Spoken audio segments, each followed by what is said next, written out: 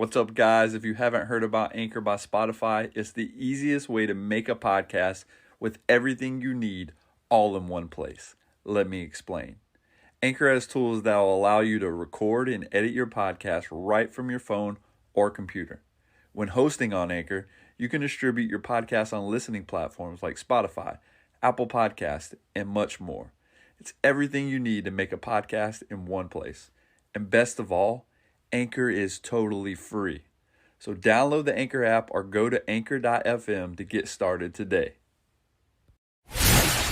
Welcome to That Entrepreneur Life, a podcast about entrepreneurship that takes you from idea to launch and beyond. Each week, your hosts, Andrew Lees and Clint McPherson, discuss different business topics aimed at adding value to any entrepreneur's journey. Welcome back, everyone, to another episode of That Entrepreneur Life. I'm Clint McPherson, and today I'll be flying solo. But before I introduce our special guest today, I want to remind you to subscribe to our podcast and to our mailing list through our website so that you don't miss out on all the free resources we have to help you start and grow your business.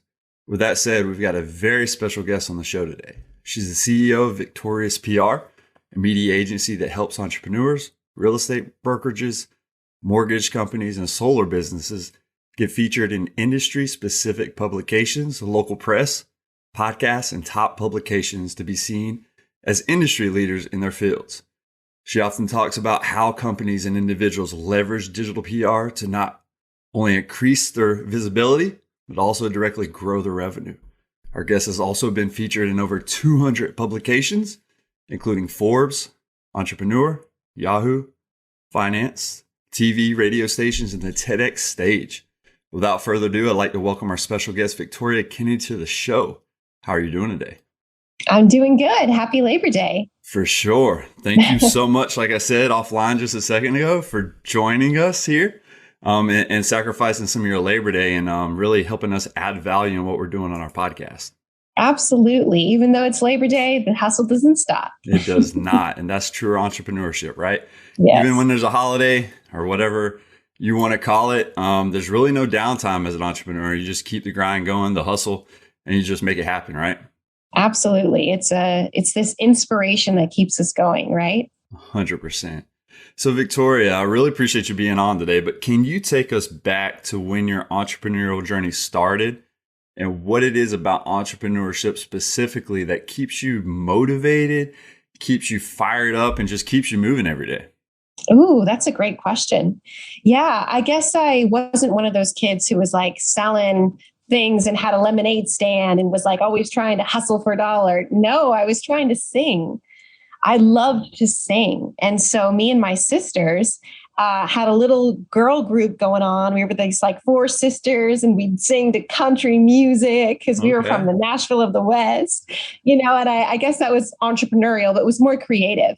And I think a lot of times people are told, or at least I was told as a little girl, and even still now, it's you're either a creative person or you're a business-minded person, but you can't be both, right? How many times have we heard that? You're creative, so you must not be able to start a business or run a business. And I believed that. I thought, oh no, I'm a creative person. Business isn't for me. Entrepreneurial life isn't for me. This is what I'm doing. But what I didn't realize, and a lot of people don't realize, is that to be a successful artist, you have to be a bit entrepreneurial. You're arranging your tour schedule. You're arranging who's buying your music. You're doing the marketing for your own music, especially as an indie artist, which is what I was. I mean, there's a lot of entrepreneurialism that comes from that. So it was this thing that I had growing inside me that I didn't know was a superpower until that skill arose and I needed to use it. Oh, that's awesome. I mean, we've had a lot of individuals that had like music backgrounds and have been like you just said, it has entrepreneurship involved in it and connected to it. It's just, viewed differently. But at the end of the day, you got to do it, right? Like you said, you got to make sure you're on top of your schedule. You got to make sure you're doing all of this stuff. And I mean, at the end of the day, it's on you, right? Whether you have somebody that you hire to manage that stuff for you, like an assistant, but I mean, a virtual assistant, a person that's there with you. I mean, straight up entrepreneurship at its finest as an artist, right? I mean, It's just, again, viewed differently. I mean, I even see the actors in that way too, right? I mean, when you look at it, it's on them to make it happen. Yeah, they're going out there and trying out for this show or doing that or going through rehearsal, but like they're grinding it out. And again, they're doing the hustle, and then they're up at crazy hours of the night, like going through the script and doing all this stuff to try to get it. So it's like creativity, like, and whoever told you that back in the day, like you have to be a creative person or a business-minded person, that's crazy. Because entrepreneurship, we get to, the reason I like it is because we get to tap into our creative side, right? The creative side is what, like when you were young, right? Like, what do you want to be when you grow up, or when you're drawing stuff, like you're coloring? I mean, it might have looked ridiculous going and look at it now, but we have that creative side that kind of, as we grow up, we lose touch with. So you have to be creative. And I love you kind of touching on that for sure. Absolutely. Absolutely. So don't ever stop being creative, and don't think that because you want to do business, you can't be creative or you can't have one or the other, because you can definitely have both. You don't have to be a starving artist, right? And that's another sort of myth of, oh, if you're an artist, you're going to starve for the rest of your life. Right. It doesn't necessarily have to be so. For sure. I mean, like you said, it's all about the hustle and grind though. But like, I think if there's a will, there's a way, right? And as long as you're pushing through things and all of the misconceptions and everything that comes along with it, you know, all that's clutter that just gets in your way, and you just got to learn how to navigate through that, right? Absolutely. I found the first year of actual business to be the hardest, because one, it was brand new, right? I didn't know anything about starting my own business. So it was this learning curve. But the biggest thing that happens, I believe, for myself and for other entrepreneurs is all of the mental garbage, all of this old self-talk, all of these people being like, who are you to start a business now? Right? I was a successful opera singer. I was touring in Europe, had a #1 hit single. I would branded myself as this opera singing gal, you know, and then I come back to America and I'm starting from scratch. Right. And I'm thinking, I'm going to start a real estate marketing business. What? I didn't know anything about real estate. Right. And so I was embarrassed. Like all these people on my feed and in my Facebook thought that, oh, look, she sings opera all over the world. And all of a sudden I'm like, I can help you with your buying and selling needs, right? I can get some leads for you. And it was scary. And I think that's the biggest thing that entrepreneurs have to overcome is other people's expectations of you and your own limiting self-doubts. Once you clear those, and it's going to take about a year, like it is hard. Once you clear those, honestly, the sky is the limit. Honestly, you're unstoppable. It's just getting out of your own way. That's what you're really doing in the first year of business. 100%. That is, we're our own worst enemy at times, right? Like whether you have an ego, whether you don't have an ego, whatever it is, but like you just said, we have to get out of our own way, because we are the one that really limited the self-doubt that comes in, the imposter syndrome, whatever you want to call it. All of that creeps in because, again, like you said, you're an opera singer, and then now you're trying to sling real estate, and everybody's like, what? Like I'm following her and she's this. But at the end of the day, like if that's a passion of yours and you get into that, you can find you find a way to make it happen. And then it's a good tie-in to like customers knowing you, liking you, and trusting you, right? Mm-hmm. Your brand is the most important thing, the most important digital asset that you could ever cultivate, ever. So I was doing real estate marketing, right? And here's the thing about following your passion. Real estate marketing was not my passion, right? It was not my passion. But something inside told me, Victoria, you're going to find your passion on this path. Like keep following this intuition, which we shouldn't deny, guys. My intuition just said, real estate marketing, you don't really care about it, whatever, but it's teaching you valuable lessons. It's teaching you how to grow a business. It's teaching you about others in the industry. It's teaching you all these valuable lessons. Keep going. So I followed that still silent voice in the back of my head and I kept going. And look, it led me to what my true passion is, which is PR. Right. And I wouldn't have done that if I would have just been like, oh, I don't care about that. And I'm just waiting for the perfect moment to feel inspired. No, inspiration is a daily choice. It's daily rituals and habits that you do to provoke inspiration. That's what I believe. I love that 100%. And Victoria, as an entrepreneur, right, we all know that customers most likely buy from individuals or companies who they know, like, and trust the most. That doesn't always lead to a sale, but if you can get those three together, you have your chances of selling or growing or making an impact just increase insurmountably, right? So what gets me agitated to a certain point is that there's still too many businesses, and I'm in the digital marketing world, right? That they're relying solely on the word of mouth engine to just go. Like, if they build it, they'll come. They satisfy one customer. That customer talks to Bob. Bob talks to Sally. But that only gets jump started, and that's the best type of marketing for sure. But is it going to spread like you need it to really jumpstart your business? Can you touch on a few ideas or methods that can be used to attract new audiences that are interested in our message? Like, if you're a newly or person just getting in the game, or even just been in the game, and you're trying to get a new message out there, can you talk about a few ideas that can help attract new audiences? Absolutely. So, as I said before, getting your personal brand out there is the most important thing you can possibly do. And I'm going to give you an example. I was doing real estate marketing, right? Real estate marketing. And I blew up. I started doing PR for myself, right? My marketing friends like yourself took notice, and they're like, Victoria, if you're doing this for yourself in the real estate niche, can you help me with mortgage? Can you help me with solar? Can you help me with all of my niches? And I thought, of course I can. For me, it was something I intrinsically knew how to do because I did it for my music. I knew how to reach out to journalists. I knew how to get on the cover of magazines. I knew all of that because I had to do it for music. So for me, it was very easy, a skill I didn't even know I had. So when I got into it, do you know why I was able to make 6 figures in 3 months? Do you know why I was able to make 7 figures in my first year in business and PR? Why? Because people already knew, like, and trusted me because of the work I did in real estate. They knew Victoria was killing it in real estate. She's a great, CEO. If she can do that well in real estate, what can she do in PR? I'm going to trust her. I didn't have a product, right? I didn't have all these testimonials, but they knew me, they trusted me. So for anybody starting out, if you're pivoting right now, if you've just recently pivoted, rely on the power of your personal brand. See, look what I've already done, right? Look at how great that already was. Imagine what I can do for you now in this new niche. And you do that by constantly showing people, like, these are my wins. This is what I'm working on. This is the value I'm providing. I call it's the 80-20 rule, right? Whenever you're posting on social media, 80% of the time, post those funny memes, post pictures of your dog, right? Of what you ate.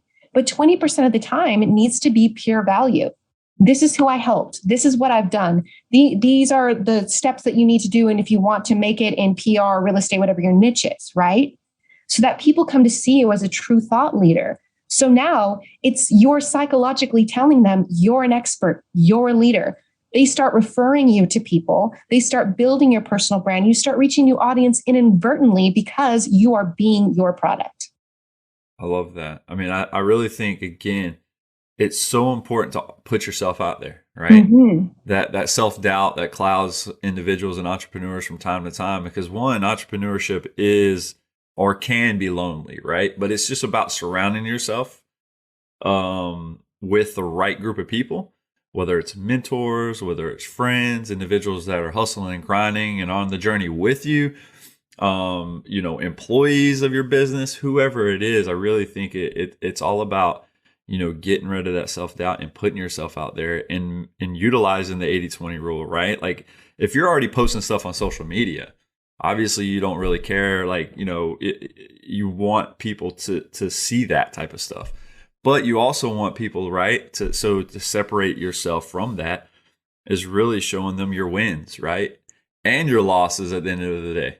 And that really builds the trust when you're really more open with everybody. Mm-hmm. And it kind of throws, like, if you're just flashing the wins at them all the time and say, look at me. But then you could also be real and show that real side of, like, hey, guys, it's not always about the wins, right?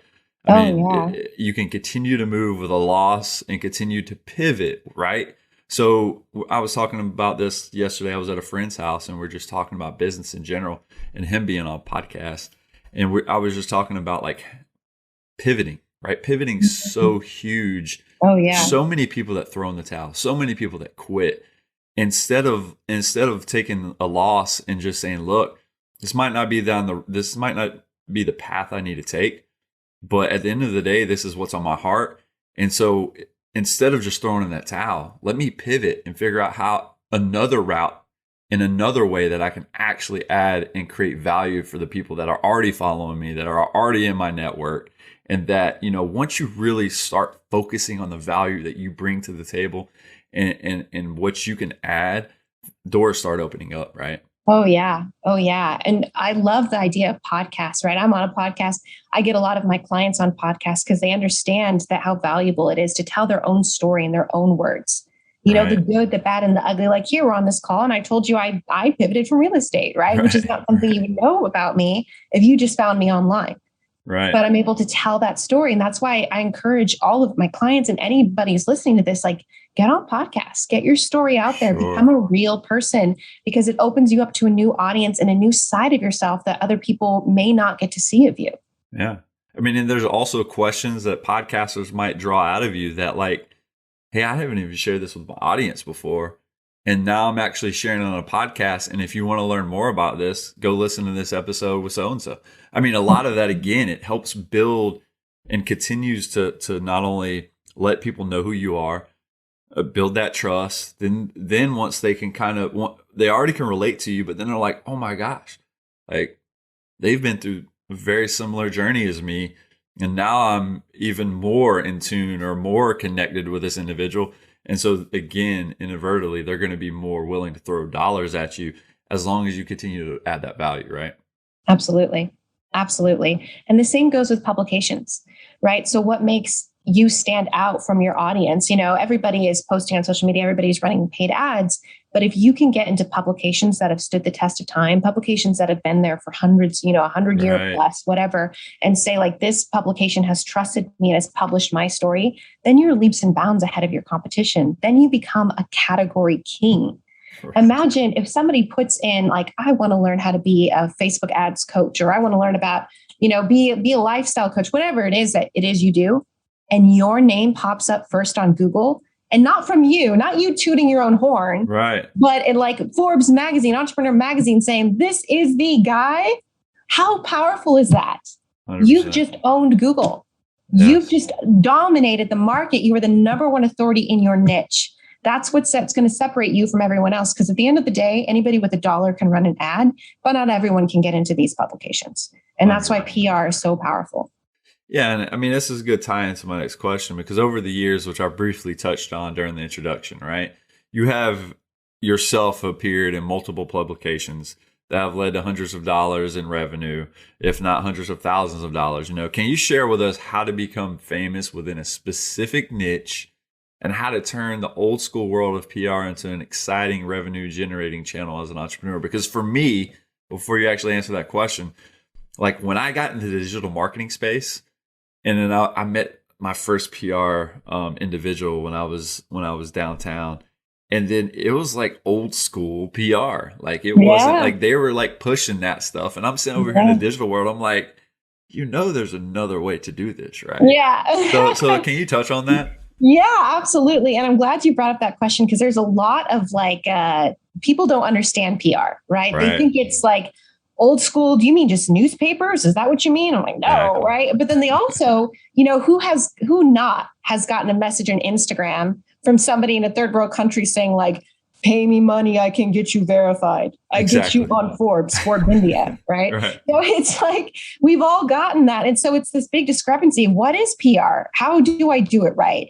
And I'm going to tell you, it's not going with PR agencies who charge you, $20K a month retainer with no guarantees. That's traditional PR. And it's also not hiring these people where you can get one-off articles. What's that's going to do for you? Right. Unless you have an entire brand strategy of this is where I'm going, this is how it fits in with the strategy, like you're wasting your money. If you don't know how to leverage your Forbes article, then you shouldn't have gotten that Forbes article. And by the way, if all of a sudden you've never been in press and then the next day you tell everybody you were on Forbes, that is a red flag that you bought it. And that totally doesn't make you credible. Right. And the purpose of PR is to make you appear credible. So it needs to fit in with your overall branding story. Take your audience on a ride with you. For all of my clients, right, we have an entire structure we put them through where it's like, first, we're going to start small. We're going to start small publications. We're going to get you in some industry specific blogs. We're going to get you on some podcasts. We go bigger and bigger and bigger until we build them up to present a case so they can earn Forbes magazine. They can earn Entrepreneur. And now their audience sees it. It's like, man, I saw you when you were in Digital Journal. I saw you on that podcast. And now look, I've seen your entire journey. Now you're on Forbes and they're celebrating with you. Yeah. Right. It's not just about where you get, it's about the story you tell in getting there. I love that. I really think like you just mentioned, I mean, I just picture momentum in my head, right? It's about building that momentum or the snowball effect from starting small, right? And not just going straight to Entrepreneur or Forbes and again, like kind of lose credibility because one, it's in Forbes or like, you know, Entrepreneur India or whatever, you know, I don't even know if that exists, but could. And at the end of the day, it's like, what? Like, how did you get from here? Like you own a small business or downtown and now they're talking about you here. Like, come on. But like you just said, strategy is so important as an entrepreneur when you're starting a business, not only for PR, but just business in general. Like having a strategy, knowing who your target demographic is, knowing like how to roll out your services properly to where you can build like a staircase method or where they can build off of each other. There's so many things that people overlook. Again, like they get I'll build it, they'll come mindset because it was on a movie one time and, you know, it was like this happened. And you're like, come on, guys. Like at the end of the day, strategy is so overlooked that's a big, huge difference between the success and failures of a business, especially when you're new to the game. And then especially when you're starting to dabble with new things like PR or like digital marketing, right? I mean, hey, you want digital marketing? I'm going to put a strategy in place that I've implemented. You know, it's going to differ from time to time depending on your niche. But at the end of the day, it's almost like a replicatable process, right? Yes. Same way with PR. It's like you got to start small. Then you start getting those little wins. And then now it starts turning into huge wins. You're like, whoa, now my audience is really buying into how valuable and all the additions I'm adding to their journey. And they can see me grow. And they're on the ride with me, right? They're holding on to the rocket. We're all going to space together. They're strapped in and going with me. Exactly. It's that story that you tell. Don't forget, it's take your audience on that journey with you. Take them on the ride with you. Have them see you start small and get to those top places and then keep going. That's going to do better for your branding than anything else. 100%. And I really think documenting, and I know Gary Vee's big on that, or at least getting that word out there. And he has the team around him to be able to do that type of stuff. But at the end of the day, too, I really think it's important, again, document your journey and not always like, hey, I just got a webinar, jump on it. Or, hey, do this, go look at my new product.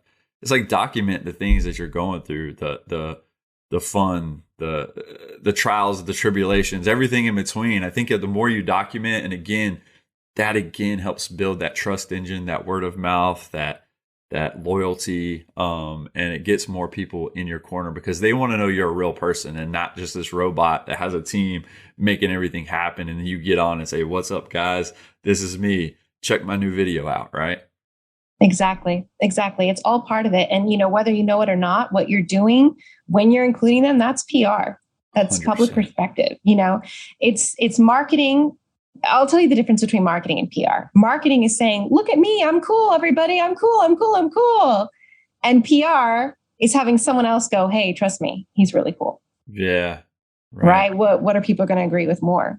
So don't forget how powerful that is, having that third party testimony. And you can easily get it. Everybody knows at least 5 people. I bet we all know 5 people on our friends list who have somebody who either has a podcast, writes for a publication. All it takes is one post to get out there and to get the ball rolling. Dropping that name, right? It's like, again, you know that person. Sometimes you got to tap them on the shoulder and make it happen.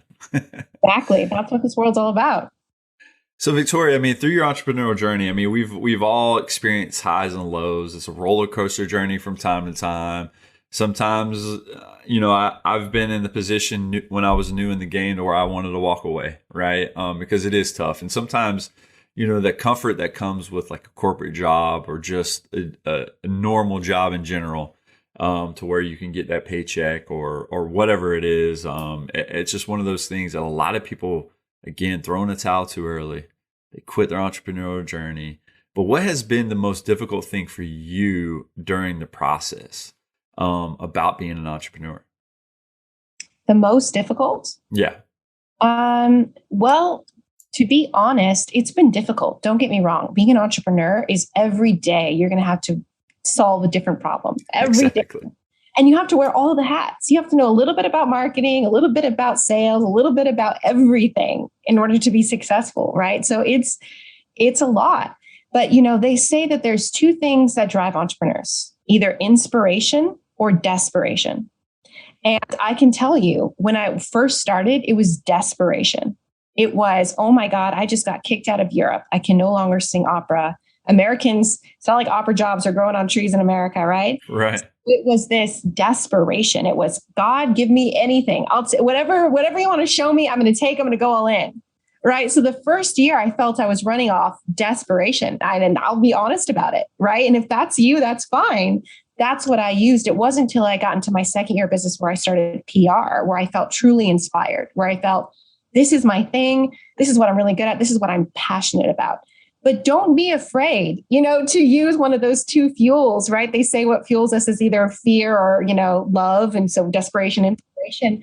So if that's where you're at, that's where you're at. I think a lot of people fail because they're not either desperate enough or not inspired enough because, well, their job's cushy enough. Well, they're still paying the bills. And this is how and to do the larger perspective, this is why people in general are very easily brainwashed. This is why corporations can take our money. This is why governments can control us, because they give us just enough freedom so that we're just comfortable enough that we don't protest. But here I'm trying to tell you, if you ever want to make it in this world, you're going to have to raise your voice and stand for something. Entrepreneurs, you're going to want to fail many, many times. People are going to yell at you. People are going to demand refunds for work that you've already done and were really great at. You're going to have some months where you completely fail. But what are you going to do? Are you going to sit on your couch and think, well, I'm just comfortable enough and always stay in that mediocre lifestyle? Right. Or are you going to rise up and say, hell no, I deserve better. I can do better. I can achieve better. I believe in myself. I'm going to keep going. I'm going to drive. I'm going to cry. I'm going to have a beer, whatever. And then I'm going to keep going. Who are you? It's your choice. Love it. So can you give us a few steps? Hey, say I'm a new company. I could be an established company really for all that matters, or an established entrepreneur, but don't know too much about the PR world. What do we need to do? Do we need to get in touch with Victoria? I'm sure, because you are the expert in this area. Or what are some actionable items or actionable steps somebody that's listening to this show can actively take after they listen to this, whether it's reaching out to you, whether it's, going and honing something in before they reach out to you? What are a few things that you would recommend that our listeners can actually do after this episode? Absolutely. So I'm going to give your listeners some great tips and tricks. And so write this down, guys. These are going to be actionable steps you can take away with. But just so you know, me and my company, Victorious PR, we help people no matter where they're at. We have packages in all shapes and sizes. We help huge, multi-million-dollar companies, 7-figure companies, 6 figures, and people who are just starting out, because you really do need PR wherever you're at in your journey. You really do. That being said, if you are just starting out, or even if you have a business, this is a good checklist that I'm about to give you right now that you can just check and see if you're hitting all those marks. So first things first is you need something called a profile funnel. I don't know if you've ever discussed this on your show before, but a profile funnel is basically just that. They call sales funnels and funnels, all this stuff. Well, you're going to use your social platforms, Instagram, Facebook, to drive people to send you a message, a DM, to get their contact information as a lead, right? That starts with having a good cover photo, which is going to say exactly what it is you do and who you help. Because here's the thing, guys, you only have 3 seconds to impress somebody. 3. When somebody lands on your page, they're going to make a decision about you on 3 seconds. So if I don't know what you do in those 3 seconds, you've lost me as a lead. Okay. I am not coming to your page. I may think that you're the best photographer because you take photos of family, but that's not going to make me want to spend money with you. Right? 3 seconds. You need to have a nice cover photo. You have to have a great bio and have your byline say exactly what it is you do and who you help. Right? Cultivate it that way. Then you're going to do the 80-20 rule, which we just talked about. 80% of the time, post your personal life, 20% post value. The third thing you're going to do is a mission post. A mission post is one of those colorful backgrounds, which always get the most engagement, by the way, if you didn't know that already.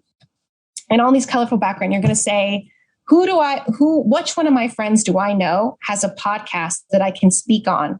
Because I'm an expert in real estate, or I'm an expert in coaching.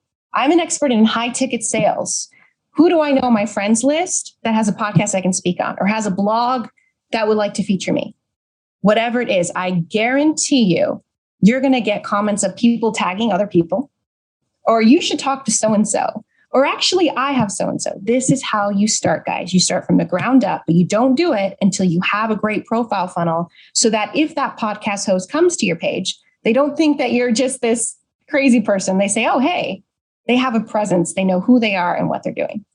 I love that. I mean, I really think that right there can get them started, right? And I love that you had that checklist ready and available for us, and I appreciate that. And Victoria, as we wrap up this episode, we usually ask if you could leave our listeners with one piece of advice, what would it be? But maybe today it's more fitting for, like, you know, just that one piece of inspiration or something that would just continues, that maybe works for you, but maybe can inspire somebody else. What would it be?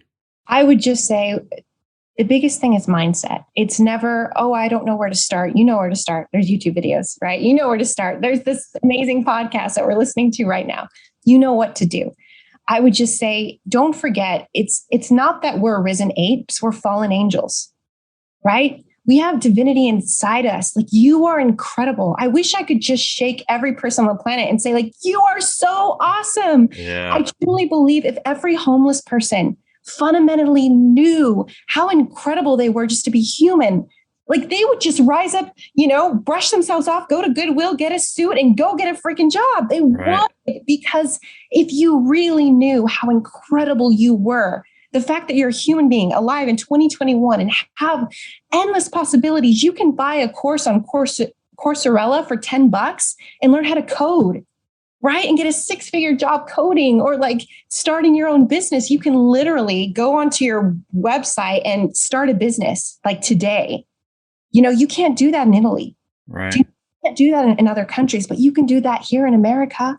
You're so fortunate. Just think about it. Whenever the road gets hard, think about how grateful you are, and grateful you are to live in this country in this time, that you can start anything. Realize that you're incredible and you're capable of so much more than you even know. I know that's a lot, but that's what I'd like to leave you all with. No, I love that. I mean, that right there is touching in itself. Victoria, I think that's a wrap for this episode. And I want to thank you personally for taking the time of your day to join me and adding value to what we're doing on our podcast. Thank you for having me.